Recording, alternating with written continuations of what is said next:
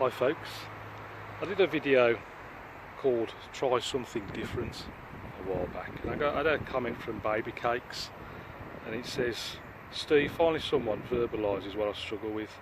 I paint mostly representational paintings, but I long to do more abstract work. Truth is, paintings you see in galleries are not usually the typical pictures that most of us tend to paint. They are thought-provoking and impactful works. That is my goal, but how to get there? I'm in constant battle with myself when painting. The battle between realism and impressionism. Often the whole experience is about me fighting that side of my brain, but it always wins in the end. If I could free myself from those self-imposed limitations, I know I could move on to the next level in this medium. It is indeed difficult because, as I said in that video, the sort of, and as Baby Cake says, the sort of paintings you see in galleries aren't the sort of paintings that most of us tend to paint, and they're certainly not the sort of paintings you see in tutorial books. I personally think,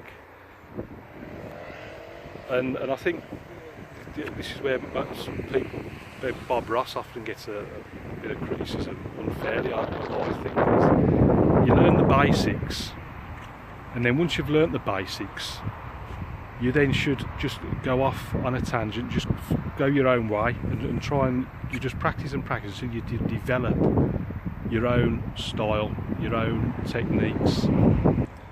I know Bob Ross gets a bit of criticism and people say, well, you know, all the paintings look the same, but I think what he's trying to teach you is the basic building blocks, just the fundamentals, and then the whole point of it is you then go off and you develop your own sort of expressive style. And I think it's the same, possibly what I've tried to do myself. I've learnt the basics from TV artists, Ron Ranson, Frank Clark. You know, I've watched a lot of Bob Ross as well, and then I've tried to just break away from what they're doing and try and bring a little bit of everything that I've learned to try and create something different.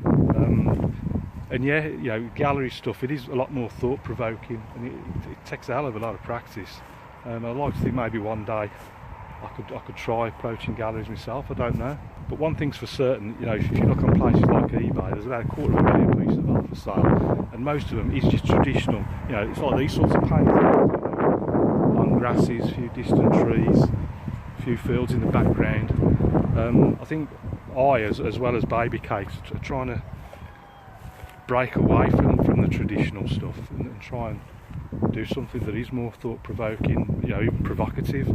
I think a lot of the stuff that's popular, it's the sort of stuff, it is provocative and it provokes the sort of reaction. You either love it or hate it. It's like Marmite. You know, I think rather than be middle of the road, boring, you need something that people either love it or hate it. I think that's why how the stuff goes becomes more popular. But in terms of how to get there, I can't see any shortcuts. It is just practice, and I think experimentation as well. And don't be afraid of making mistakes. There's going to be a lot of mistakes along the way, but there's no way we can get to somewhere like gallery level paintings without making mistakes and throwing away loads of rubbish paintings.